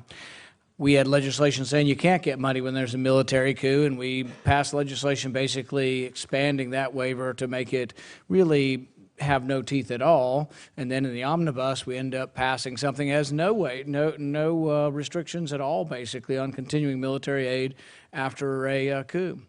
So I think really that this is a big question, and it should be a big legislative question when we consider how we write legislation and grant waivers, because I fully believe that no matter what the testimony is, that the administration has shown the propensity just to do what they want, and that we may well go through waiver after waiver after waiver. In the end, we may get a negotiated settlement that really does not comply with the sanctions that have been written. So if we want sanctions to have teeth, we want legislation to have teeth, I think we need to be concerned about how wide and expansive we make these waivers, and that's just a point I'd like to make. But I do like your comment that you say you do feel bound by legislation, and I hope that will continue to be true. Senator Shaheen. Thank you, Mr. Chairman, and thank you both for being here. Undersecretary Cohen, recently you said that Iran is not open for business, pointing out that the majority of the sanctions remain in place. But yet we have seen, as I think people have alluded to here, a great deal of interest on the part of some of our European partners in opening trade delegations with Iran. I sent a letter last week to Cathy Ashton, the UN High Representative, and to ambassadors of all of those countries which had expressed an interest in trade delegations, expressing my concern about the kind of message that that sends to Iran about where the international community is relative to the lessening of sanctions. And I wonder if you could speak to whether these trade delegations actually do risk undermining our international sanctions regime, and is the appetite in Europe waning to continue to enforce the sanctions that we have in place? Well, Senator, I have seen your letter, quite appreciate your letter, and completely agree with your letter. I think encouraging our counterparts in Europe and elsewhere, for that matter, to show restraint, to recognize that the sanctions that remain in place are so comprehensive, so preclusive of doing real business with Iran today, that it's not worth the effort to go to Iran to explore business deals now. Now, we see, of course, that some of these trade delegations are going. What we have seen is that they are exploring the possibility of deals if a long-term agreement is reached and there is substantial sanctions relief that comes as part of that. What we have been very clear about with our partners is that our preference is that businesses, trade delegations, trade promotion authorities, governments show restraint right now, that in all events, no deals are struck now that violate the sanctions, and that if any of that occurs, we will respond vigorously in enforcing our sanctions. Excuse me for interrupting, but can you also speak to what kind of a message it sends to Iran, these trade delegations, and whether that lessens their interest in continuing to negotiate at the bargaining table? Well, I am wary of trying to get inside the psyche of the Iranians, but I will say that I think there is perhaps a mixed message that gets to the Iranians on this. On the one hand, it shows that there's an interest in the world in doing business, and for sure the Iranians are trying to elicit that interest.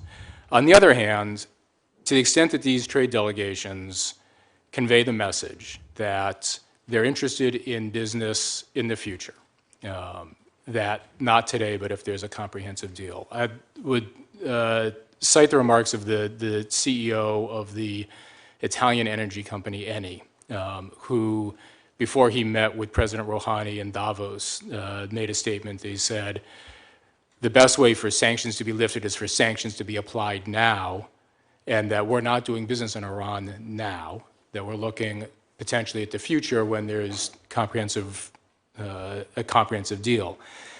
I think that can create within Iran a dynamic where the Iranian business community, which is desperate to re-engage with the world, they've been cut off from the world. I think Senator Murphy made a good point that part of the interest in Europe and elsewhere in doing business with Iran is that the Iranian economy is performing so far below its capacity right now because of sanctions that there's a pent-up demand.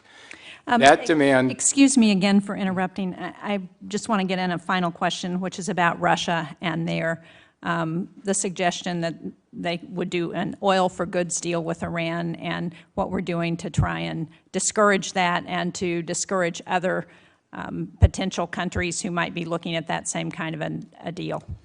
We are, across the administration, working extraordinarily hard to ensure that there is no such deal that occurs. And Undersecretary Sherman wants to add. If I may, Senator, on the Russia for oil for barter goods deal that was in the newspapers, at all levels of our government, including at the highest level, we have raised our concerns quite directly with Russia about this. And Secretary Kerry has raised this, as have I, quite directly with Iran. And my own sense of this is, after a fair amount of clarity about this matter, that nothing will move forward at this time.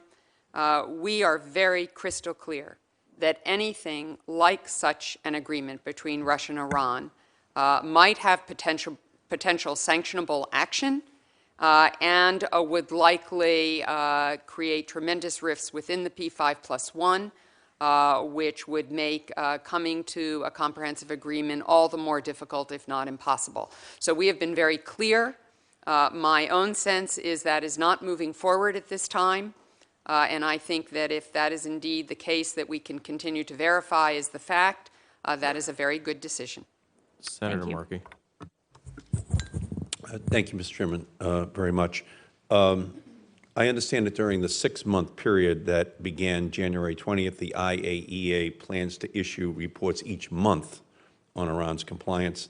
I recall that during the months leading up to the 2003 war in Iraq, inspectors reported on their activities much more frequently, sometimes as often as daily.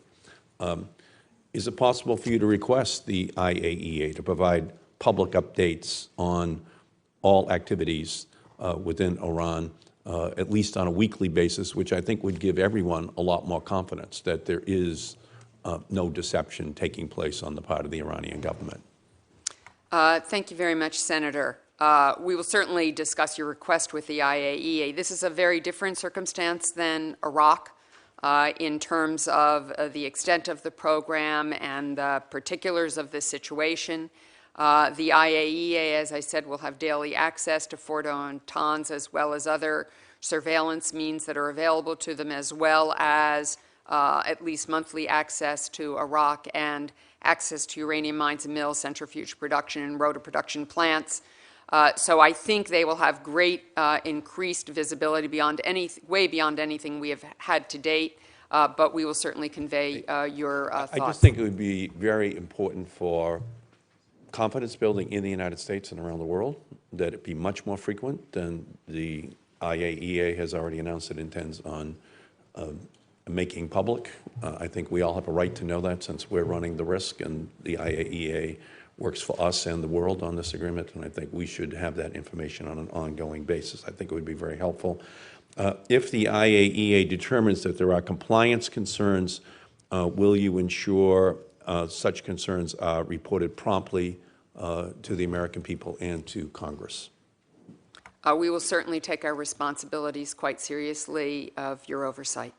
So you will report We will, promptly. we will, as I've said earlier, in the monthly reports we get, we will be glad to come up and do classified briefings. So I understand that weekly updates might not be comprehensive, but I think it is important that we get much more frequent briefings. The interim deal allows Iran to produce centrifuges for the purpose of replacing broken ones. Will inspectors be able to verify that particular centrifuges are in fact broken? Will the broken centrifuges be removed from the facilities and provided to IAEA inspectors for examination to confirm that they are actually no longer functioning? I don't know the exact mechanism, Senator, and I will have our experts come up and give you a briefing on what exactly the IAEA will do, but since indeed one of the details of the agreement is they can only replace damaged centrifuges with centrifuges of the same kind, we have asked the IAEA to verify that is indeed what has occurred. Yeah, I think it's important that the ratio stay 1-to-1, so the confiscation of the old centrifuges ensure that they just not go to a garage, get fixed immediately, and are now being installed in other places. I think it's very important for us to know that.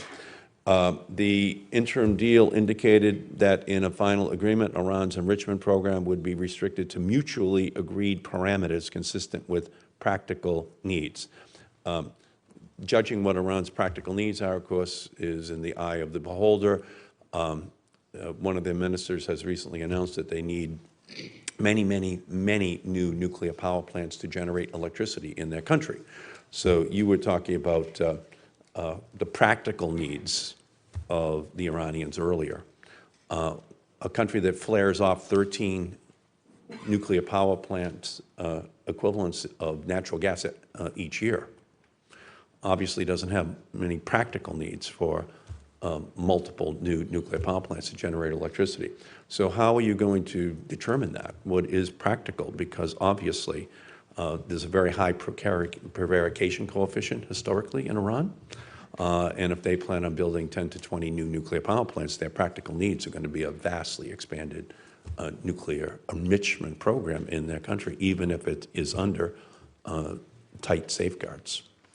Your point is very well taken, Senator, and as I said, nothing is agreed until everything is agreed. So their practical needs are certainly an element of consideration in a comprehensive agreement, but so are our concerns about their ability to have a nuclear weapon, which is primary, that they not obtain a nuclear weapon. And so whatever the final agreement is, that is the assurance that is most of concern to us. I appreciate that, but again, if they build 10 new nuclear power plants, it would be a vast enrichment program they would have to have, and just the complications of monitoring such a program would be exponentially greater, and I just think that we have to keep that on in our mind as we're going forward, because that's how they would actually crack this inspections regime in the years ahead, even if we got the comprehensive agreement. And finally, since November, the November agreement, have you seen signs of an uptick in Iran's support for proxies and allies around the Middle East? Do you have reason to believe that Iranians feel they now have greater leeway to intervene more aggressively in the region because of the agreement that has been reached on the nuclear program on an interim basis? I think it would probably be valuable to have our intelligence community give you their assessment of exactly that question, because we have asked that question. I would point out that there was concern by many that they would take the first payment of $550 million and cycle that into support for Hezbollah in Syria. That does not appear to be the case, and we'd be glad to give you the briefing on that. But more importantly, I think you've seen in the news that Iran has visibly just provided food to those in their society that are poor, as a way of demonstrating quite directly that this limited, targeted, and temporary sanctions release has a direct impact on the people in the country, which is what President Rouhani promised. He did not promise that money would be used for other purposes. So Senator Shaheen and others have raised this issue. 100 French executives traveled to Iran yesterday to explore new economic openings, and the same is true for Russia, Germany, China down the line. I just think it's very important for our administration to say to each of these countries that if there is no comprehensive agreement, that not only is the window going to be shut on this trade, and that the United States is going to sanction any of the businessmen who think they're going to cut deals, but that additional sanctions will be put in place, and that additional action will also perhaps have to be taken in order to make sure there is no nuclear program. And I think a clear, explicit statement of that would be very reassuring to people, just to know that there will be no games that are going to be allowed by any of these businessmen, and that they will be punished by the U.S. government. Senator Markey, I would just briefly say that is precisely the message that has been conveyed in the engagements that we've had over the last several weeks, that there will be no sort of wavering in the enforcement of the sanctions. And also, Frank, we have made the point that if a comprehensive deal is not reached, if, for instance, Iran feels that it doesn't need to reach a comprehensive deal because they can get sanctions relief through other means, through evasion or through trying to develop these sorts of business activities, that the net consequence of that to all of these businesses is going to be to their detriment. It'll be much worse than what they face today. And to say, I think that message is getting across. Let me thank you both for your testimony and engagement. I will have a series of questions for the record, including my understanding that on the relief on oil purchases, countries may in fact purchase more than their last reduced amount. I'd like to understand how we're working on that. And Secretary Cohen, I'll be watching to see your enforcement actions. With that, and with the thanks of the committee, you're both excused. Let me call up, as our panelists leave, next panel, David Albright, who's the founder and president of the Institute for Science and International Security, and Mark Dubowitz, who is the executive director of the Foundation for the Defense of Democracies. As we have our witnesses depart and our new witnesses join us, let me say that both of your statements will fully be included in the record, and we'd ask you to summarize them in 5 minutes or so that we could enter into a discussion with you. I'd ask those who are leaving to please do so quietly so that the hearing can continue. It's the intention of the chair to listen to this testimony, which I think is incredibly important to inform the committee's judgments as we move forward, and then to briefly recess to do our business meeting, which is held at 12 o'clock, and then come back for those who want to ask questions. So with that, Mr. Albright, please, you'll start off. Mr. Chairman, thank you. Ranking Member Corker and other members of the committee, thank you again for inviting me. I think it's been made clear that the Joint Plan of Action has some significant benefits in the short run, but its success remains uncertain pending the negotiation of long-term arrangements. And finally, the test of this joint plan of action will be in negotiating these long-term arrangements, a process President Obama gives a 50-50 chance of success. And I think it's been made clear, although I'd like to state it again, that a final agreement must create long-term meaningful limits on Iran's nuclear program, combined with adequate verification sufficient to ensure that any attempt by Iran to build nuclear weapons would be detected in a timely manner and provide adequate time for an international response. I'd like to first briefly say some of the things, or say two things about the interim agreement. One is, I don't think I'd like to at least say that it does accomplish certain things. I mean, one of the benefits of it is that it avoids a situation that was becoming very dangerous, namely Iran moving toward a very, very short breakout times. And so, and it also adds to the clock, as others have mentioned, but I think it's the combination of those two things that needs to be pointed out. But as others have stated, the agreement does have gaps. And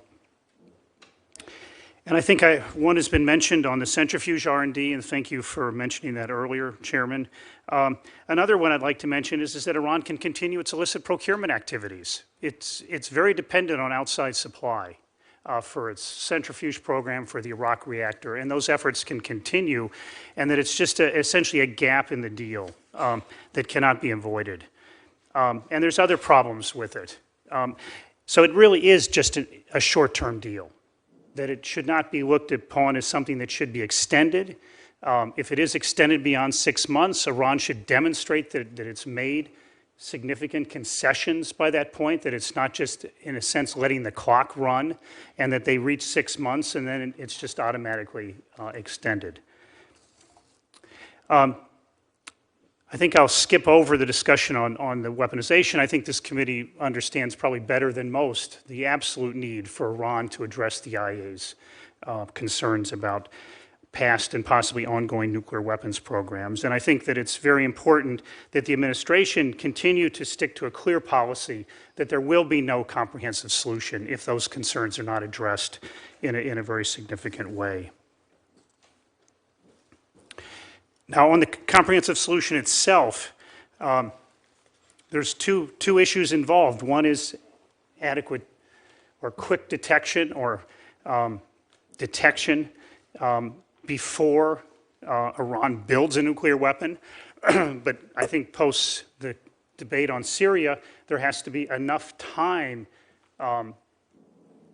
for an international response, whatever that's going to be. And I would add to that, 4 or 5 years from now, one can't expect any administration to, in a sense, have their finger on the trigger, that whatever is put in place on the comprehensive solution has to provide adequate warning so military options by the United States are not necessary, that there has to be enough time so there truly can be an international response that would stop Iran, and if the international response includes military actions, that's thought through, as it was in the lead up to the Iraq War in 1991. The United States was not having to act unilaterally. Now, in such a comprehensive solution, I think we've talked a lot about the breakout times. I mean, at ISIS, we've recently put out a model comprehensive solution, which is available on our website, where we think the breakout times have to be at least 6 to 12 months. But there's many other parts of this that need to be done. One is that Iran's stockpile of low-enriched uranium, whatever form it's in, is much too large for a comprehensive solution. That having it up to what would be 300 kilograms equivalent of near 20% low-enriched uranium hexafluoride is not good, even if all that hexafluoride material has been turned into oxide. It can be reconverted. It's very important to block Iran's plutonium route to nuclear weapons. I think there's much more greater agreement on that the Iraq reactor needs to shut down. We would say be upgraded to a modern light water reactor, but Iran hasn't accepted that at all. We also believe that there's a lot of work needed to develop constraints or provisions to limit or reduce Iran's ability to build secret facilities to enrich uranium or separate plutonium. also that Iran needs to commit to stopping its illicit procurements of goods for its nuclear programs. That's often shuttled aside, as it was in the interim agreement, but I think it's critical in a comprehensive solution that Iran commit to do that and that be verified. And again, I think we believe that the duration of these constraints needs to be 20 years. Others have suggested even longer. And also we would argue that the additional protocol by itself is not sufficient. The term we use, that there has to be additional protocol plus, which adds in several actions. And some of these actions were used by the IA in 2003 and 2004 during the period of the suspension to really get to the bottom of some of the duplicity of Iran. And also I'd like to point out that even the comprehensive solution, there's some work that needs to be done when the constraints end. I mean, let's say it's 20 years. After 20 years, all the constraints just removed, and Iran is free, as Senator Markey mentioned, to pursue an enrichment program that would outfit 20 large commercial power reactors. I mean, are we going to feel comfortable even then? So I think that's a hole in it. And I would point out that if such a program, at least in some crude calculations that we've done at ISIS, would involve 2 million IR-1 centrifuges. So I think there is a need to, as a last comment, and I apologize for going over, for the United States to be very clear about that it wants a very limited program, and that while it's talking about 20 years, the constraints would only come off if a set of criteria were met that guarantee Iran will not build nuclear weapons after that time. Thank you very much. Thank you. I look forward to your testimony, which I've fully read, is very important. And I look forward to the Q&A to flush out the nature of what such a long-term agreement would be. Mr. Dubowitz. Great. Well, thank you, Chairman Menendez, Ranking Member Corker, members of the committee. Thank you for inviting me to testify. It's an honor also to be testifying alongside David Albright. We've heard the argument. Administration officials have said very clearly Iran is not open for business. Meanwhile, the Iranian president, the head of the nuclear program, Salehi, are sending the opposite message, including at Davos most recently. Now, the administration is confident that this sanctions architecture that you've put in place is not going to erode. And President Obama claims, quote, it's not going to be hard for us to turn the dials back or strengthen sanctions even further. Who is right? Well, regrettably, I think the administration may be miscalculating. We're already seeing the early stages of an interim shift in market sentiment. This is something that has been unintentionally, but I think predictably triggered. The JPOA package, estimated by the administration at $7 billion, may not sound like a lot. But prior to the agreement, it's important to understand, Iran had fully accessible overseas cash reserves of only $20 billion. That $7 billion infusion, therefore, represents a 35% increase in Iran's reserves. Moreover, the $7 billion number does not account for the psychological impact on market sentiment. Sanctions are predicated upon a strategy of escalation, where an ever-expanding web of restrictions spooked foreign businesses. Fear triumphed over greed, as companies viewed Iran as literally an economic minefield. But the tide is slowly starting to turn. While the administration blocks new sanctions and waiting legislation, it provides sanctions relief in key sectors of the Iranian economy, like energy, automotive, petrochemical, precious metals, and aviation. And this unwittingly sends a message that Iran's economy is opening up. These changes have sparked the beginnings of a modest, tentative, albeit fragile recovery, as demonstrated by key economic indicators. And facts are stubborn things, so let's review this. Iran's GDP dropped by over 4.5% in 2012-2013 when the toughest sanctions hit. The IMF and World Bank now estimate that GDP will increase by about 5% from 2014 to 2016. Iran's currency, a weather vane for the health of the Iranian economy, dropped by almost 75% between 2010 and 2012. But actually, it's increased by 46% since Rouhani's election, and it's increased 18% since the announcement of the JPOA. There's been a dramatic drop in inflation from an official rate of 40% and an unofficial rate of over 60% in 2012 to a much more manageable rate of 20% and falling. The Tehran Stock Exchange, which reflects investor confidence, has almost doubled since Rouhani's election. And we've talked about all the trade delegations that have gone from Europe. In fact, the New York Times says there have been more in the first 2 weeks of 2014 than all of 2013. Turkey's prime minister was just in Iran, and he recently pledged to increase bilateral trade with Iran to $30 billion by 2015. And foreign companies already are flocking back to the Iranian auto sector. That's the object of some relief. That sector in 2011, before sanctions hammered the industry, contributed 700,000 jobs and almost $50 billion to Iran's economy. It's the second largest sector in Iran after energy. Petrochemical sanctions relief opens up even greater opportunity for a sector that before the JPOA accounted for the largest source of Iran's non-oil exports. And Chairman Menendez, you mentioned this earlier, the suspension of oil export reductions is taking pressure off Iran's oil sector, which was in danger of irreparable losses from the forced closure of oil fields. Iran, in fact, is going to save over $14 billion in oil, fuel oil, and condensate revenues that it otherwise would have lost over the next 6 months. Now, already the White House and the administration is being challenged by our partners. We've talked about the Russia-Iran deal. Senator Shaheen, you're right. It's an $18 billion oil for goods deal. And that arrangement, which the White House acknowledges as sanctionable, tests Washington's will to enforce sanctions. And it may be worth even more than $18 billion if it's exploited as an illicit finance scheme. And we have precedent for this.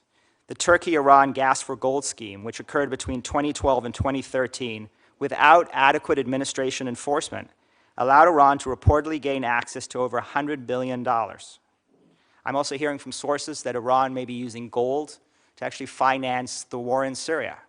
This may be, again, an unintended consequence of relaxing precious metals sanctions. Now, if Washington can't stop this Russia-Iran deal, after failing to crack down on the massive Turkish scheme, what signal does it send to others? The administration is further cementing the impression of an Iranian economy open for business by blocking S-1881, which, if passed, would have lent credibility to the administration's message and to have helped reverse market psychology. However, my concern that even these tough sanctions in waiting that would have worked today may be insufficient in 6 to 12 months if Iran is on pace for a sustained economic recovery, if it's made progress on nuclear weapon and ballistic missile development, and if Iran's leaders are unwilling to conclude an acceptable deal. Then President Obama may discover he can't turn sanctions on and off like a dial. Then the administration and Congress will need to impose a comprehensive financial and trade embargo within weeks, or risk losing all economic leverage to stop Iran's nuclear weapons breakout capability. Congress needs to prevent Iran from engaging in endless negotiations and legislate clear parameters and a strict timeline for such a nuclear deal. That work needs to begin immediately with the administration. Thank you very much for inviting me to testify. Thank you, Mr. Dubowitz. I look forward to exploring with you both the value and the consequences of the sanction relief that I read in your testimony. The committee will stand briefly in recess to conduct a business meeting in S-116, and then we will adjourn immediately afterwards. And I thank this panel for their patience. It's an incredibly important topic, a lot of interest for the committee, and your testimony is incredibly important as part of the record. So the committee stands in recess subject to the call of the chair.